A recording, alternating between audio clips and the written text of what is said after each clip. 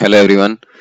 आज हम बात करेंगे रिजल्ट्स ऑन कंडीशन कन्वर्जेंस के ऊपर। जैसे कि हम लास्ट लेक्चर में कंडीशन कन्वर्जेंस क्या होता है, एब्सोल्यूट कन्वर्जेंस क्या होता है, उसके बारे में डिस्कस कर चुके हैं डिटेल में। आपको पहले जानने की जरूरत है कि कंडीशन कन्वर्जेंस क्या होता है, एब्सोल्यूट कन्वर्जेंस क्या होता है, फिर उसके उस पर बेस कुछ रिजल्ट्स हैं हमारे पास, ये जो एग्जाम के पॉइंट ऑफ व्यू से वेरी वेरी इंपॉर्टेंट है। इनको हम आज डिस्कस करेंगे।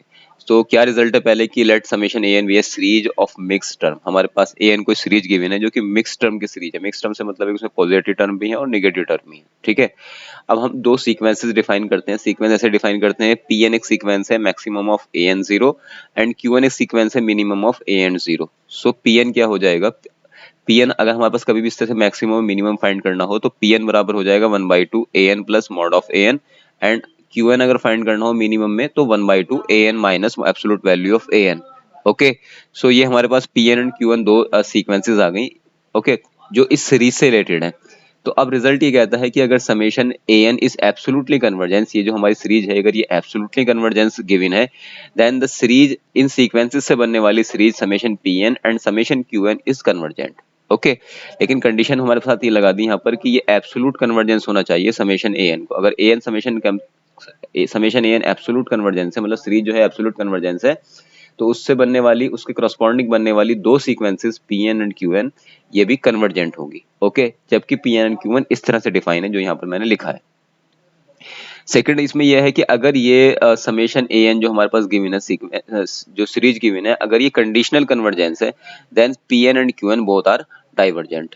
तो अगर ये कंडीशनल कन्वर्जेंस है तो इससे बनने वाली ये वाली इस तरह की जो सीक्वेंसेस हमने डिफाइन की हैं ये डाइवर्जेंट, ये डाइवर्ज कर जाएंगी। लेकिन अगर ये एब्सोल्यूट कन्वर्जेंस है गिवन सीरीज हमारे पास, तो ये वाली सीक्वेंसेस इन वाली सीक्वेंसेस से बनने वाली जो सीरीज है P N and Q N, ये हमारी कन्वर्जेंट होगी। ये इस पे बेस्ड एक रिजल्ट है। ओके, अब हम नेक्स्ट रिजल्ट की तरफ मूव करते हैं। Summation A N is absolutely convergent series and B N is bounded sequence. अगर हमारे पास ए एन एब्सोल्युटली कन्वर्जेंट है और बी एन कोई बाउंडेड सीक्वेंस है तो इनके मल्टीप्लीकेशन से बनने वाली series summation A N B N is absolutely convergence होगी। ठीक है, लेकिन आप ध्यान रखने की बात यह है कि बी एन बाउंडेड सीक्वेंस होनी चाहिए तभी ये फुलफिल होगा, अदरवाइज ये फुलफिल नहीं हो पाएगी कंडीशन। ए एन हमारे पास एब्सोल्युटली कन्वर्जेंट, हम देखेंगे जो सीरीज दे रखी क्या वो एब्सोल्युटली कन्वर्जेंस है, और बी एन एक सीक्वेंस दे रखी है, अगर वो बाउंडेड सीक्वेंस है तो उनके प्रोडक्ट से बनने वाली जो एक सीरीज है वो एब्सोल्यूट कन्वर्जेंट हो जाएगी। ओके, तो ये एक वेरी वेरी इंपॉर्टेंट रिजल्ट है, लेकिन छोटा सा रिजल्ट है। ओके, अब हम रीअरेंजमेंट की बात करते हैं। रीअरेंजमेंट से मतलब है कि हमारे पास कोई भी एक सीक्वेंस ऑफ टर्म्स गिवन है, उनको रीअरेंज करें। मतलब रीअरेंजमेंट करने से मतलब ये कि कुछ टर्म को हम पहले लिख दें, कुछ को बाद में लिख, अपने अकॉर्डिंग उनको अरेंजमेंट करें। ठीक है, तो उनके क्रॉस अरेंजमेंट करने से सीक्वेंसेस के टर्म को जो हमारी एक सीरीज बनती है उस पर क्या इफेक्ट पड़ता है, उसके ऊपर ही दोनों ये हमारे नोट हैं, दो रिजल्ट है छोटे छोटे से। व्हेन ए सीरीज है एब्सोल्युटली कन्वर्जेंट, अगर हमारे पास गिवन सीरीज एब्सोल्युटली कन्वर्जेंट है, ठीक है, then any type of rearrangement of term does not alter the nature of the series और नेट और सम। ओके, इसका मतलब क्या होता है कि अगर सीरीज हमारी एब्सोल्युटली कन्वर्जेंट है, देन अगर हम रीअरेंज कर दें टर्म को तो उसके ऊपर कोई इफेक्ट नहीं पड़ेगा। लेकिन अगर हमारी सीरीज जो है गिवन सीरीज है वो कंडीशनल कन्वर्जेंट है, एब्सोल्यूट कन्वर्जेंट ना होकर के कंडीशनली कन्वर्जेंट है, then any kind of rearrangement of the series may alter the series और may alter the sum, even it can be made it divergent. ये important चीज है कि अगर कंडीशनल कन्वर्जेंट है तो रीअरेंजमेंट करने से ये हो सकता है कि उस पर कोई इफेक्ट ना पड़े, एज इट इज बना रहे, और ये भी हो सकता है कि वो सीरीज हमारी डाइवर्ज कर जाए। ओके, तो इतना इफेक्ट पड़ रहा है कंडीशनल कन्वर्जेंस और एब्सोल्यूट कन्वर्जेंस की वजह से। एब्सोल्यूट कन्वर्जेंस से तो कोई इफेक्ट नहीं पड़ेगा रीअरेंज करने से, लेकिन अगर कंडीशन कन्वर्जेंस है तो वो डाइवर्ज तक कर सकती है। ठीक है, रीअरेंज करने से टर्म को सीक्वेंस जो हमारी सीरीज है वो डाइवर्ज भी कर सकती है। अब हम बात करते हैं कि अगर समेशन ए, हमारे पास एक कोई सीक्वेंस डिक्रीजिंग सीक्वेंस है, ठीक है, एक डिक्रीजिंग सीक्वेंस गिवन है हमारे पास पॉजिटिव टर्म की। ठीक है, तो उससे बनने वाली एक सीरीज हो गई समेशन ए एन, इस सीक्वेंस से बनने वाली सीरीज समेशन ए एन, ये अगर कन्वर्ज कर रही है, सीक्वेंस हमारी डाइवर्ज डिक्रीजिंग सीक्वेंस है और इससे बनने वाली सीरीज हमारी कन्वर्ज कर रही है, then limit N tends to infinity A N dot N equal to zero. अगर हम उस सीक्वेंस में एन से मल्टीप्लाई करके उसकी लिमिट फाइंड करें एन टेंड्स टू इन्फिनिटी पे, तो वो ऑलवेज जीरो होती है। ठीक है, लेकिन कंडीशन हमारे पास क्या होनी चाहिए कि ए एन हमारे पास डिक्रीजिंग सीक्वेंस होनी चाहिए और इससे बनने वाली जो सीरीज है हमारे पास वो कन्वर्जेंट होनी चाहिए। ओके, ये कन्वर्जेंट होनी चाहिए। तो उस कंडीशन में जब हम limit n tends to infinity n से मल्टीप्लाई करेंगे उस गिवन सीक्वेंस में, तो इसकी लिमिट ऑलवेज 0 आएगी। ओके, आई होप ये क्लियर हो गया होगा आपको। अब हम बात करते हैं Cauchy condensation test. Cauchy condensation test क्या कहता है बेसिकली, ये भी ज्यादा इंपॉर्टेंट तो नहीं है, लेकिन ये भी कई एक दो बार पूछा जा चुका है, तो इसलिए मुझे यहाँ पर डिस्कस करना जरूरी है।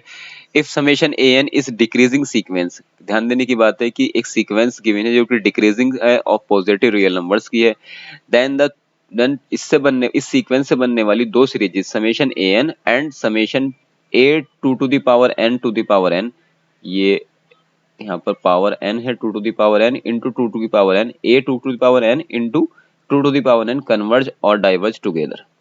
ओके, तो जैसे हमारे पास एक ये सीक्वेंस सीरीज दे रखी है summation log n upon n, तो ये हमारे पास an की वैल्यू हो गई भाई, ये वैल्यू हमारे पास an की हो गई ना, an की वैल्यू हो गई। अब हमें सबसे पहले a 2 to the power n, a 2 to the power n इसको फाइंड करने की जरूरत है यहाँ पर। तो पहले यही फाइंड कर लेते हैं, जहां जहां n है वहां पर हम 2 to the power n put कर देते हैं।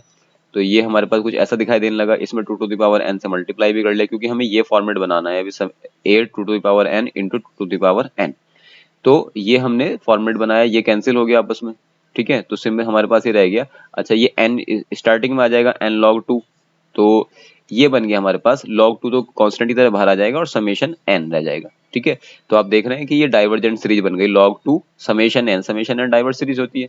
ओके, तो इसका मतलब कि जब ये डाइवर्ज हो रही है तो अकॉर्डिंग टू रिजल्ट ये वाली जो सीरीज गिवन है ये भी डाइवर्जेंट सीरीज ही होगी। ओके, यहाँ लिख भी दिया है मैंने 2 to the power n a 2 to the power n log 2 summation A divergent series implies करेगा जो गिवन सीरीज हमारी वो भी डाइवर्जेंट होगी by the Cauchy condensation test. Okay, अब इस पे बेस कुछ ये रिजल्ट्स हैं कि limit n tend to 2 to infinity 1 upon n log n is diverge करती है by this test, and 2 to the power infinity 1 upon n log n to the power p। ये ध्यान देने की बात है यहाँ पर कि यहाँ पर पावर में p गिवन है, ठीक है। पावर अगर p गिवन है तो p पर डिपेंड कर रहा है यहाँ पर, लेकिन कंडीशन ये भी है कि n से मल्टीप्लाई भी हो रहा है साथ में। p क्या है कि अगर p ग्रेटर देन 1 है तो ये कन्वर्ज करती है, अगर p की वैल्यू लेस देन और इक्वल टू 1 है तो ये सीरीज हमारी डाइवर्ज कर जाती है, डायरेक्ट रिजल्ट है। ओके, लेकिन अगर यहाँ पर n का मल्टीप्लाई नहीं हो रहा है, 1 upon log n to the power p है, तो फिर एनी वैल्यू ऑफ p, किसी भी p की किसी वैल्यू के लिए ये ऑलवेज डाइवर्ज करेगी, ठीक है। वेयर मैंने यहाँ लिख दिया p बिलोंग्स टू r, मतलब p किसी वैल्यू के लिए, नेगेटिव पॉजिटिव सभी टाइप की वैल्यूज के लिए ये वाली सीरीज जो होगी हमारी वो डाइवर्ज करेगी।